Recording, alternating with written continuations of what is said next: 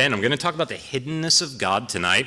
And just by way of setting this up, let me just tell you something about me that might seem pretty boring, but there's two reasons I want to mention this. This past year, I turned 36 years old. 36, not a really memorable number, just kind of boring. But here's two reasons, and I'm a guy who in general hates when people point out that it's my birthday. There have been times over the last 5 or 6 years where I think about my age so little, it's so insignificant to me in and of itself, that I'll step back and I'll think, how old am I right now? And I really don't know. And I have to ask my wife, am I 35? Am I 36? How old am I? And I just forget about it. But turning 36 this year actually stood out to me for two reasons. And one is this, that working with college students at Harvard for the last 8 years or so, almost 8 years, that I'm now at the point where when incoming freshmen come in at the beginning of the year, I am literally twice your age, which is really surreal to me. More significant to that is this. I became a Christian, as some of you have mentioned, I became a Christian my freshman year in college when I was 18. And so this has been kind of surreal in a meaningful way, but also kind of in a disorienting way this year, that I realized when I turned 36, I am finally at the stage in my life where I have been a Christian for as long as, and now for a few months now, longer than I wasn't a Christian. Which is very, very strange if you become a Christian as an adult. That as an adult for years, I've just always had this very default assumption, this very default experience of, I just haven't been a Christian for very long. That my background in unbelief is much longer, much kind of deeper, and now there's just this sense of, I've been following Jesus for longer than I haven't. And so it's caused me to reflect this year about just what the last 18 years have been, and to think through, has it at all turned out what I thought these 18 years were going to be when I first became a Christian? And certainly the answer to that is no, in a ton of ways, some good, some harder than I thought. But it's also made me realize in a renewed and deeper way that becoming a follower of Jesus is just the best decision I ever made by God's grace, that it's the best thing that's ever come into my life. But it's also reminded me that some things that from the very beginning, and in many ways even before I became a Christian growing up, I didn't grow up in the church, but like anybody in our culture, probably any human being, you think about the existence of God from time to time growing up and you wrestle over it. And so certainly even before I became a believer, but then early on in the first few years after becoming a Christian, that I kind of always had this sense, this expectation for years, that the doubts and kind of the things that nagged at me the most about the Christian faith I'd just get over them someday. I'd just find really persuasive responses to them, and that the doubts would go away, and some of them have. By God's grace, as I've thought about them, talked to other Christians, read a lot, thought a lot, some of them have, but one of them that has always been central to me is still as central to me as it ever has been. And it's the hiddenness of God. This is still, for me, the most significant challenge to having a serious faith in your life. And so I want to talk about the hiddenness of God tonight, reflecting over how I've kind of come in my own journey over the last 18 years to think about this, to relate to the God that I believe exists, and to kind of just live my own life in light of the hiddenness of God. And so let me kind of give you a sense of where we're going tonight. We're going to go three directions. The first thing I'm going to argue is that while in our culture we're aware of the fact that there are many objections that people can bring up and do bring up to faith in God, science, the historical reliability of the Bible, religious pluralism, very well-meaning adherents and practitioners of other faiths, I'm going to argue that if we understand what's going on rightly, that the hiddenness of God is not only the most significant objection to faith in God, it's also the problem that's underneath all the other problems. That the reason the other issues feel very deeply problematic is ultimately because they're flowing out of this. So the hiddenness of God is the problem underneath all the other problems in faith.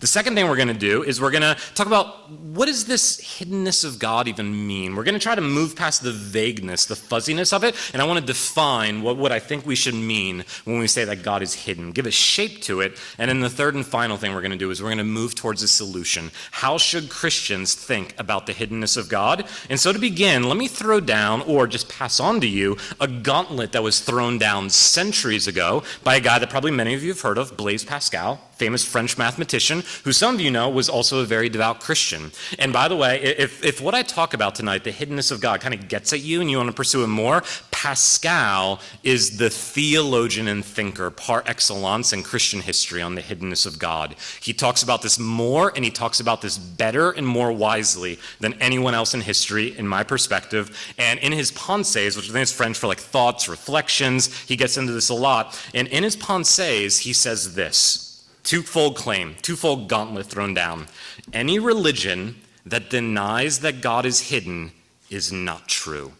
There's the first challenge. And the second challenge, I think, is even more significant. And any religion which fails to explain why God is hidden is not helpful. And so I want us to take up that challenge tonight. Now, he's a Christian, and so he immediately follows it up by saying the Christian faith answers both of those questions. And then he quotes what, for me, is kind of the most helpful and the most insightful and the most honest verse in the Bible on this. In the midst of Isaiah 40 to 66, which is wrestling over seemingly all of God's promises failing Israel, and Israel's in exile, and the temple's burned to the ground, and Jerusalem's been destroyed, and they're in exile, that Isaiah, in the midst of both talking about what God is up to, seemingly in this very crisis, disastrous moment in Israel's history, in the history of the people of God, and also looking to the future and saying, well, we believe God's going to do this one day, all of a sudden just steps back in Isaiah 45, verse 21, and just exclaims, truly, you are a God who hides himself, O God of Israel. That if there's anything that Israel's experience with God in the world taught them, it's that God hides himself. And so before we move towards a solution here in a few minutes, let me make it a little worse. If you're already feeling some tension, I'm going to feel even a little more tension. I actually don't like talking about this the way philosophers usually do, which is the hiddenness of God, right? It's kind of a passive static noun, hiddenness. It kind of leaves unclear how that state of affairs has come to be. Like God is just hidden. And the Bible never speaks about the hiddenness of God. It talks about actively the fact that God hides. But like the hiddenness of God could, even if this sounds goofy, and it is, could lead you to think that God is like one of those guys who's on a conference call, and he's talking, and he's talking, and he's talking, and he doesn't realize the mute button's on. He's like, oh, you guys haven't been able to hear me and see me all these millennia? Sorry, guys, unmute. And it's just like the hiddenness of God didn't mean that to happen. It just kind of happened. No, the scriptures constantly claim that God actively hides from human beings, which raises a lot of questions about his goodness and his character, and always did for Israel throughout their history.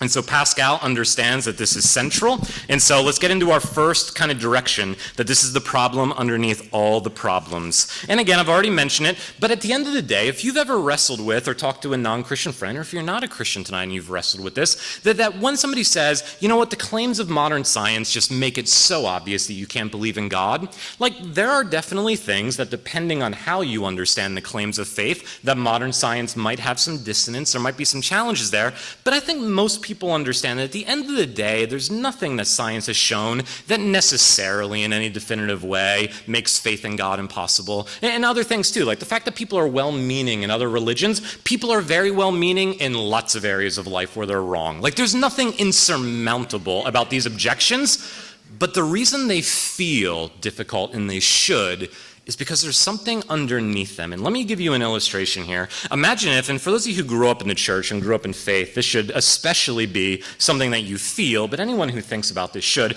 Imagine if from your earliest memories, your parents told you about this aunt or this uncle who's amazing and who loves you and thinks about you all the time and is sending you gifts allegedly. And yet, as you get older and you start thinking for yourself, you're always like, I have never met this person face to face. Like they've never shown up on my birthday. I've never even talked to them over the phone directly. And then your friends who are kind of skeptical are like, dude, that letter that your uncle wrote you kind of looks like your mom's handwriting. And all of a sudden, like these doubts begin to surface of, if this guy exists, if this lady exists and they love me so much, why have they never shown up? Why have I never seen them face to face? And then, if that's your experience lifelong with a person where astoundingly positive and incredible claims are being made about their importance, their goodness, their love for you, and then someone, the more you become aware of that, then someone brings in another criticism or another area to kind of go after either their character or their existence, how much more plausible is such a criticism if that's kind of the context in which it's coming in? And I think for many people that the reason these other issues feel like such problems, I'm going to argue this maybe sounds arrogant, hopefully it's not. I don't think it's because these other areas really are ultimately insurmountable problems, but because our context of always experiencing reality in light of God's not just hiddenness, but hiding from us, just makes any claim you make about him suspicious. And so I'm going to argue that this is the problem underneath all of our problems. Let me give you an example here. If any of you have ever read him, and I'm sure most of you know who he is, Richard Dawkins, maybe the most famous atheist in the world today. And Richard Dawkins usually comes after religion and faith through from the perspective of science. And yet, I read an interview on CNN.com a few years ago where somebody asked Dawkins this question: Richard, if there were a God and you met him or her after death, what would you say? And so here's Richard Dawkins being asked, what if it turns out you're wrong, God does exist? And here's his answer, which I think is very revealing and very helpful. He doesn't go to the science route at all. He doesn't go to the problem of evil route at all. Here's what he says. You're asking me if I met God in the unlikely event after I died. Well, the first thing I would say is, well, which one are you? Are you Zeus? Are you Thor? Are you Baal? Are you Mithras? Are you Yahweh? Which God are you? And why did you take such great pains to conceal yourself and to hide yourself from us? I think he's exactly right to say that would be the right question to ask. That would be the right question to ask. Let me go back to Pascal and read you a more extended paragraph of Pascal. And this is one of the reasons, as somebody who feels this very deeply. And by the way, some of you probably do feel this very deeply already, and you did before you came in tonight, and you have your whole life. And this is going to feel very refreshing and life-giving tonight. And others of you, faith seems very obvious. Faith seems very life-giving. Faith just makes sense to you. And this is probably going to feel disorienting. And so just however you're feeling this, however you're reacting to that, is totally fine. Martin Luther, the Protestant reformer, used to like to say that every passage of Scripture, every theme in Scripture is always trying to do one of two things. It's either trying to comfort the afflicted or afflict the comfortable. And I think the hiddenness of God does that. If the hiddenness of God doesn't bother you very much, if you don't wrestle with doubt very much, me talking about this probably feels like, do we even have to open this door? Let's just let's keep going how we go. And if you're like, I don't know if I can keep believing in God, this probably feels like, yes, let's get into this, figure this out. So just say wherever you are, that's totally fine. I think it's important for all of us to wrestle with different things at different times. But here's Pascal, clearly a doubter, clearly someone for whom God is not obvious, and yet someone who ultimately comes to a very deep and passionate faith. And Pascal says this: when I see the blind and wretched state of human beings, when I survey the whole universe in its dumbness and its silence, and human beings left to themselves with no light, as though lost in this corner of the universe, without knowing who has put us here, what we have come to do, and what will become of us when we die, and seemingly incapable of knowing anything about these ultimate questions along the way, I am moved to terror. Like a man who is transported in his sleep to some terrifying desert island and then wakes up quite lost and with no means of escape. And then I marvel that so wretched a condition does not drive other people to despair. I see other people around me made like myself, and I ask them, are you in any better place than me? Are you better informed than I am? And they admit that they are not. And then these lost and wretched creatures look around and find some attractive, trivial objects to which they become addicted and attached and distracted and don't think about it anymore. For my part, I have never been able to form such attachments, and considering how very likely it is that there exists something besides what I can see, there's the visual metaphor, I have tried to spend my life finding out whether God has left any traces of himself in the universe. And by the way, if you ever get into Pascal, this is one of his other big themes, that our response to the hiddenness of God for most human beings takes the form of distraction with trivial things. And so if Pascal was living today, he would say, you know what one of the biggest manifestations of responding wrongly to the hiddenness of God is in the world today? Netflix, right? Like, just turn on the movie, don't think about it, entertainment, right? Like trivial distractions. We don't like when we recognize the void dealing with that, and so we stuff our souls with trivial things. And then he goes on and he says this is what I see and what troubles me. I look around in every direction and all I see is darkness. Nature has nothing to offer me that does not give rise to doubt and anxiety. If I saw out there in the physical world no sign of a God, I should decide on a negative solution, not have faith. But if I saw signs of a creator everywhere when I looked out in the world, I should peacefully settle down in the faith. And here's just one of the reasons I love Pascal. I love the honesty of this. I just think this is so true.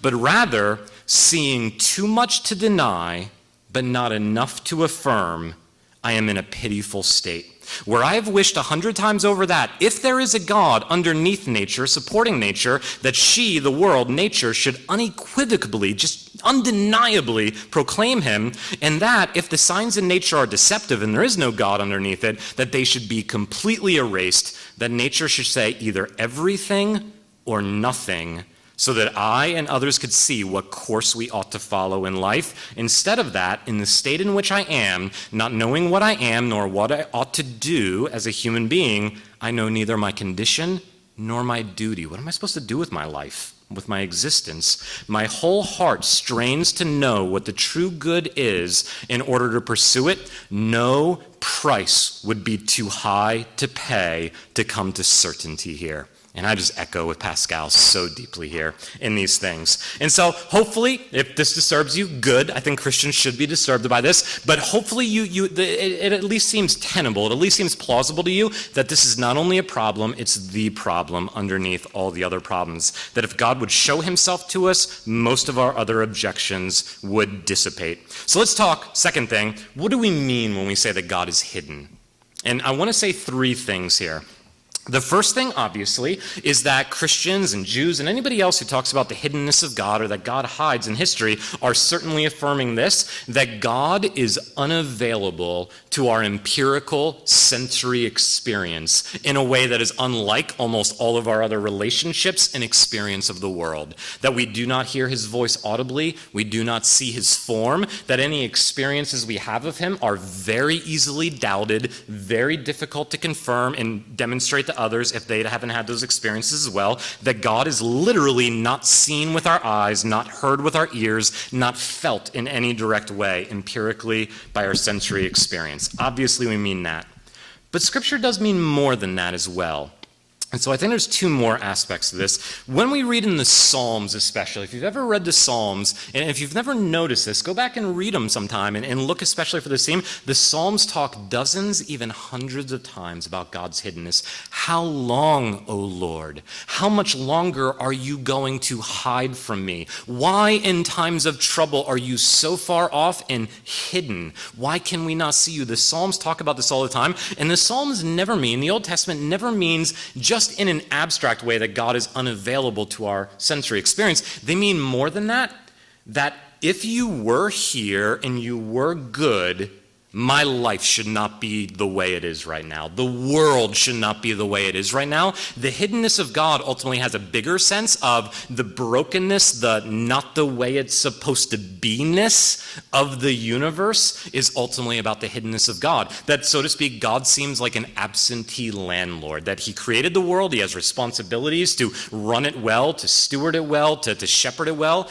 and the world's brokenness is ultimately ascribed to God's hiddenness. And so just to claim that the world is not the way it's supposed to be is always bound up with the hiddenness of God. And then third and finally, and for some of you who grew up in faith or for whom God seems very obvious right now, this one might seem especially problematic, but I think the hiddenness of God not only allows us to go this direction, it forces us to go this direction. And this is one of the things Pascal is saying.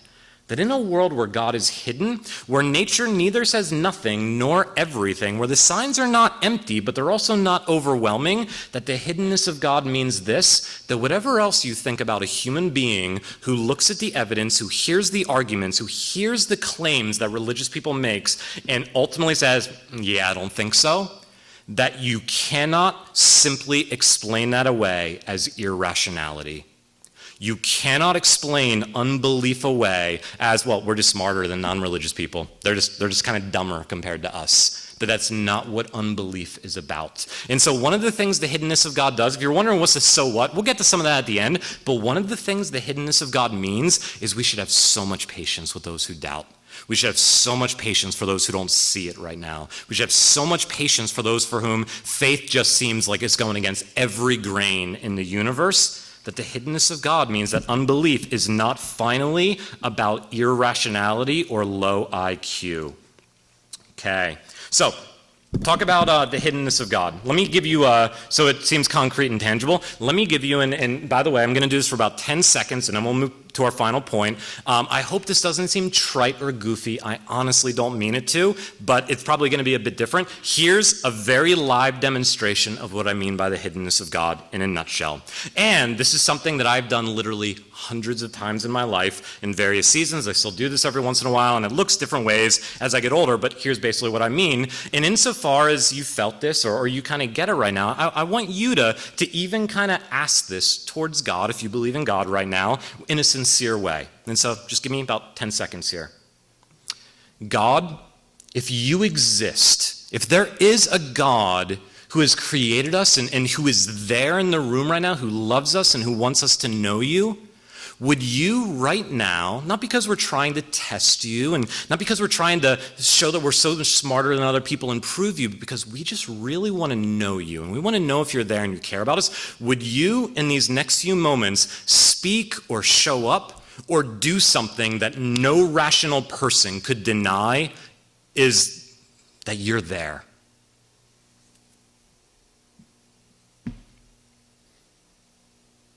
That's the way it's gone every single time I've asked that question. And I expect till the day I die, that's the way it will go. Now, that might have seemed trite. I hope it didn't. But just to say this, I think the fact that nothing happened right now is an unbelievably difficult thing to explain if God exists.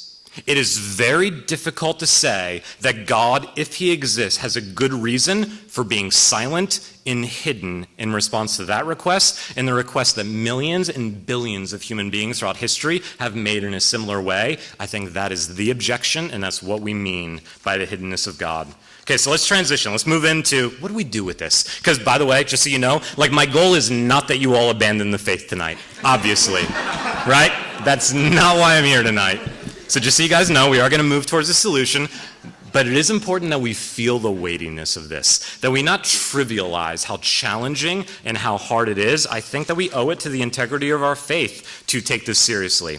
So real quick, if I had more time, one thing that I would do at this point, and just to be, to stay within my allotted time, I want to move into what I think the most important thing is here. And I would guess that even if you've thought about the hiddenness of God before and wrestled with it, I think where I'm going to go is going to be a different direction. So I want to have time to go there. But if I had more time, where I would go here is I would lay out 2 or 3 of what in my experience are the most typical responses religious people in general, and Christians in particular, tend to give to this objection that I find overwhelmingly unhelpful and unpersuasive and implausible. And in spite of the sincerity of people who offer these objections, I think these answers end up making it worse. And so one of them would be that because God doesn't have a body and because he's overwhelmingly infinite and we're finite, there's a metaphysical boundary between us and God, and the hiddenness of God is just kind of like the best God can do with finite creatures. And there's 2 reasons that obviously is not true. One, and we'll get to this in a second, is even though the vast majority of the biblical storyline takes place where we are now in a fallen world, the first 2 chapters of the storyline and the last 2 chapters of the storyline describe a world where God is not hidden.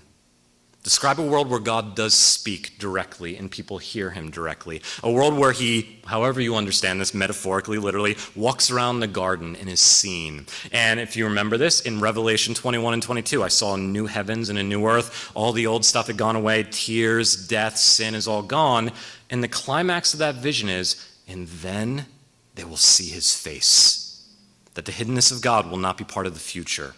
And so anyone who wants to say, well, this is just the best God can do, is going against the grain of the storyline. And honestly, if there's a God who could create all of this and everything that's inside of us in complexity and can't do better than silence 2 minutes ago when I said, can you do something? That just seems really implausible to me. So just to say, really bad explanation.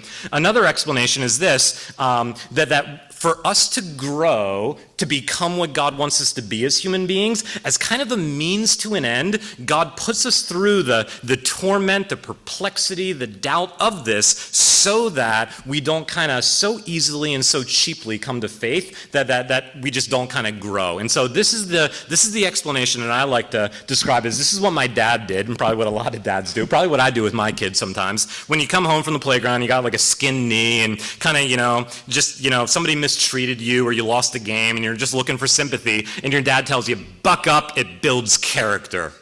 And this is kind of God's response to the hiddenness of God. Guys, I know you'd like to see me and hear me, but buck up, it builds character, which I just think is a stupid argument.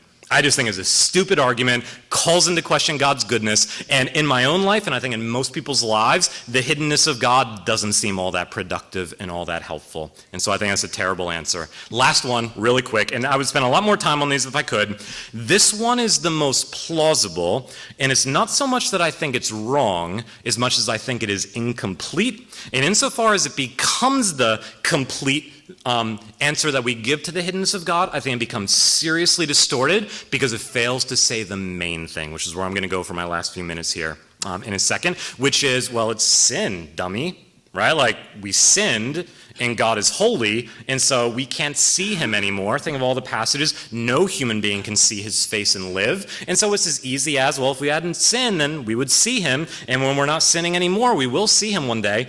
And all of that's true in a sense. But there's two problems with it. One is it fails to explain why sin keeps us from seeing God, and it also ignores the fact that when we were just singing a few minutes ago, and even right now, right, like for Christians, all of life is worship, that one of the central claims of our faith is we can walk into the presence of God right now through Jesus. Even though he is holy and we are sinful, we are not alienated from him anymore, and yet he is still hidden from every one of us tonight.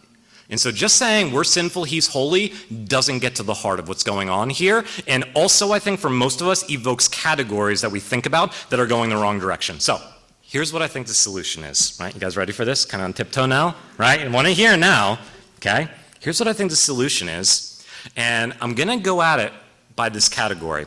I think the key to understanding the hiddenness of God is to understand what the Bible is really saying when it says the ultimate problem with human beings is idolatry. I'm going to talk about idolatry for a minute, and then I'm going to talk about what idolatry is ultimately about, and we're going to go that direction. And I'm not going to read it tonight, it's not going to be on the screen, but I'm going to talk about it. The most important passage in Scripture here, especially when it comes to the hiddenness of God, is Deuteronomy chapter 4. I encourage you to go home and read that sometime this weekend. Idolatry, and by the way, the Hebrew word and the Greek word for idol is the same word that Genesis 1 uses for image, and that in the New Testament, Jesus is the image of the invisible God. What idolatry is ultimately about, whether it's literally primitive people carving statues and bowing down to it, or metaphorically us trying to get through sex or money or power or relationships or status, what we should only get from God, is idolatry is all about, here's the way I'm going to put it, idolatry is all about trying to overcome, trying to transcend, trying to narrow the gap of the hiddenness of God in your life and the void that is left the wrong way. Idolatry is all about trying to encounter God directly, visually, experientially in the wrong way. And now, I think a lot of you know this, the Bible never says idolatry is one sin among others. The Bible constantly describes idolatry as it is the sin underneath all the other sins. It is the medicine. Romans, we're going to study Romans next semester. Romans 1 says everything else that's wrong in our lives flows out of this primal reality that whereas God was visible to us, we have turned away to visible images, bowed down to them, whether literally or metaphorically, and that wrong relating to what God has made and seeking to encounter the Creator through what he's made rather than in the way we should, which we're going to get to in a second, everything else gets unleashed into our hearts and out of our lives that goes wrong with us. And idolatry is all about visibility, right? Like in the Ten Commandments, it's there right away. You shall make no graven image. When you came to the mountain of Sinai, you saw no form. You only heard a voice. Therefore, you do not try to encounter me through your physical eyes, which raises all kinds of questions why. So Deuteronomy 4, real quick as we end. Deuteronomy 4 not only says idolatry is wrong, it tells us why it is wrong. And it gives 4 reasons why idolatry is wrong. And I want you to listen to these and see if you can connect the dots before I actually get there. Reason number one, idolatry is wrong. To try to encounter the hidden God visually through something that he's made, whether an actual statue or through sex, or through money, or through power, through getting a college education, and all the status and reputation that comes through that, whatever it is, if you seek to fill the void in your life and find what is ultimate in that which is secondary, here are 4 reasons it's wrong. 1, why are idols wrong? First, even though they have eyes, the little guy who carves them, they have eyes, they cannot see. Even though they have ears, they cannot hear. And even though they have legs, they cannot walk. This is one of the big prophetic critiques of idols. You have to carry them, whereas the God of Israel carries us. And so even though they look like they are animated, they are actually inanimate. They are lifeless. That's the first reason idols are prohibited. Second reason, they have no breath or spirit in them, which is ruach. God's breath, God's spirit is not in them. Again, they're lifeless. That's the second reason. Third reason, they are the work of human hands. They're not self-existent. They're not eternal. We make them. And so anytime in Scripture you hear this phrase, the work of human hands, that's almost always a reference to idolatry. One of the reasons idols are wrong is we produce them, whereas the true God produced us. And then fourth, and if you haven't connected the dots yet, this one should, because they are in the image and likeness of something that's created rather than the creator. That they look like other human beings, but they're not human beings, or they look like animals, or they look like this, but they are in the image and likeness of something in creation rather than the creator. And if you haven't connected the dots yet, the reason idolatry is wrong is not because God doesn't want you to see him, but because he doesn't want you to see him there in that way. And if you're connecting the dots, what's wrong with idolatry? Idols, we are asking to play a role in our lives. We are giving them a job description every time we bow down to them. Every time we make something created ultimate in our life, we are giving them a job description that was supposed to be our job description. You know what happened this morning when you opened your eyes in distinction from idols? You saw.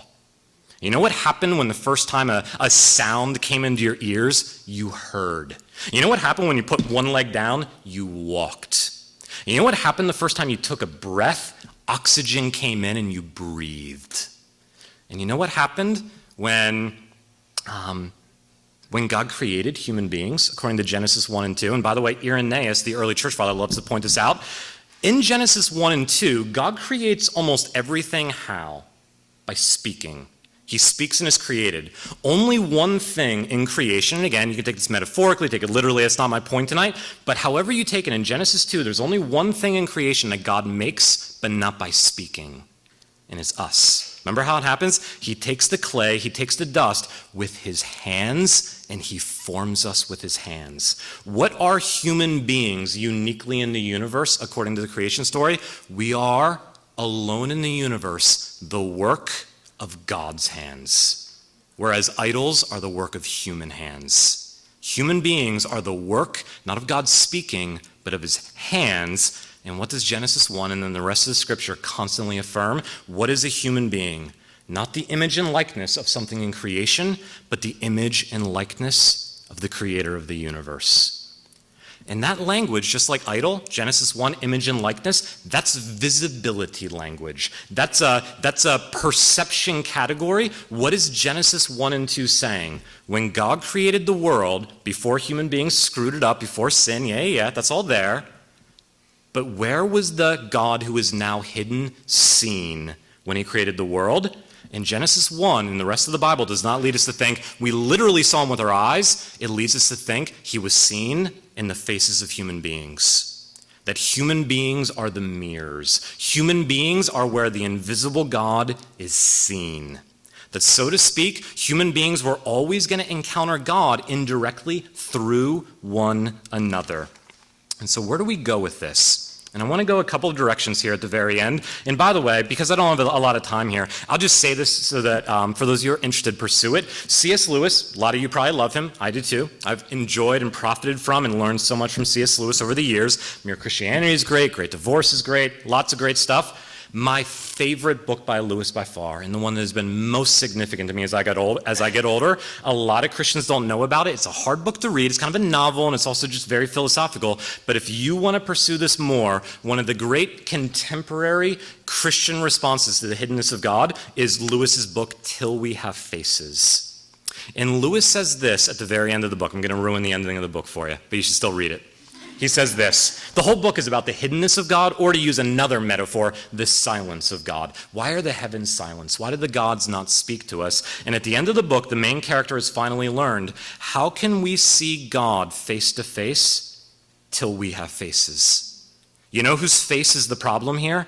It's not God's face, it's our faces. You know why God can't be seen? Not because he's invisible per se, but because the one place in the universe from the beginning he chose to be seen in, all we get now are fractured, broken mirrors. And therefore God cannot be seen because human beings no longer bear his image and likeness. So by the way, as I end here, I just have to kind of publicly confess, I lied at the beginning of my talk. So let me just tell you how I lied. The hiddenness of God is not the problem underneath all the other problems. It is not the main problem in the universe. The hiddenness of God is a symptom of what the main problem is. So let me give you a quick quiz. What's the first passage in the Bible where God is described as hiding from a human being? Anybody know? What would be your guess? Nope, doesn't happen there. Happens later. It's Genesis 4. It's Cain. When God sends Cain, because of his rebellion, east of Eden, to use John Steinbeck's great phrase from his novel, The Place Where God is Hidden, Cain says, don't send me over there, God. Your face will be hidden from me over there. That's the first time that God is described as hiding or hidden in the Bible. And yet what is so crucial to see is that is not the first moment in the biblical storyline when someone hides. Someone hides before God hides. Adam, where are you? Why are you hiding? You know what the hiddenness of God is ultimately grounded in and a symptom of? The hiddenness of human beings. That we hide from God, and therefore we do not bear his image, and therefore the one place in the universe, everyone else in the universe should be able to see him, is no longer available. Which is why that when we read in Revelation 21 and 22, then they will see his face, something happened right before that. We were renewed totally and perfectly in the image of God. The reason we will see his face one day is because we will all bear his image and be able to see his face in one another's faces. And I have no idea what that means. I'm looking forward to figuring out. I don't think it just means symbolically we'll feel him in a different way. By the way, real quick, here's the image that I think of here. You know when and here's what I think of. The other day when I was flying up to New York City yesterday to speak at Columbia last night, there was just this amazing, it was storming as I was in the plane, and it was this amazing huge rainbow that just was kind of out my window after it had finished raining. And you all know this scientifically, that like the things that need to be there in the universe for those colors to appear, they were there before the rain fell. But certain conditions have to come into place before human eyes can see it. My instinct is that we actually will see God with our physical eyes one day. And we will hear him with our physical ears one day. But I still think it's going to be indirect, that it's going to be kind of like the way you see a rainbow after it's rained, that it will still be the indirect result of the fact that all of us bear his image. And we will see God directly, and yet filtered through the character and the love and the Christ-likeness of one another. And so, what do we do with this? And I'm going to end here in about 30 seconds, and I'm going to give you two things. What do we do with this? And the first is this. If you're a Christian or not a Christian, wherever you're at, and also for the way that you care for others who have doubts in the future, which is this. I hope that you read lots of theology and philosophy if you're interested in that. I hope that if you're really into social justice and caring for the poor, that you spend lots of hours of your life doing that. I hope that, if you really like your emotions getting fired up when you sing cool worship songs, that you do that.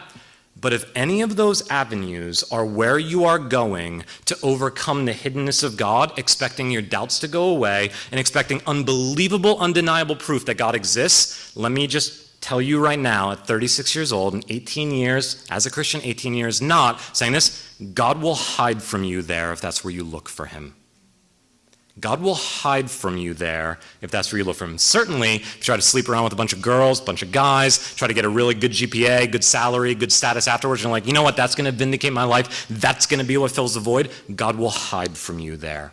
It's not because any of those things in and of themselves are bad. They're all created. They're all good, because that's not where God has chosen to be seen in the universe. Do not waste your years in the few decades that we have as human beings looking for God where he has already promised that he's hiding from us. That is not where God has chosen to be seen in the world. Positively, what do? And here it is, and it's so basic, but it is so profound once you see it. If you want to experience God, if you want God to seem increasingly real to you, the number one thing you do, and in one sense the only thing you do, is this: you follow Jesus with one another in community.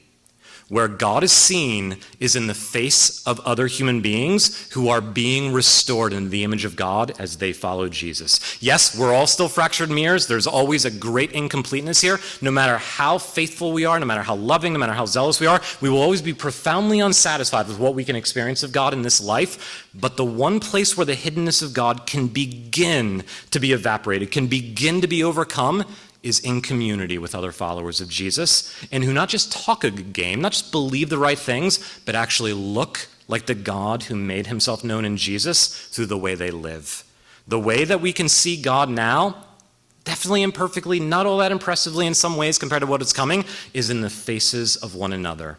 And so if you are trying to do an individual Lone Ranger pursuit of God kind of thing, do not be surprised when God seems unreal and invisible. And I would imagine that for any of you who are Christians, that to the degree that God has ever seemed real to you, to the degree that Christianity has ever seemed plausible to you, that is indelibly bound up with the profound Christ-likeness that other Christians have demonstrated to you. That you've experienced something different in the Christian community. You've seen people live different lives that smell like, look like, have the aroma of the God who makes himself known in Jesus. And so what the hiddenness of God is ultimately about is a call for human beings to encounter God through one another as we follow Jesus. And then real quickly, and I want to pray for you, PFA, as we do this, and that's also your mission in life. What your vocation is as a human being, whether you're a Princeton student or not, whether you're a guy or a girl, whatever your race, whatever your Myers-Briggs personality is, whatever country you end up in, whatever job you end up in, your number one job description in life is to be a mirror so that other human beings can see the invisible God through the way that you live.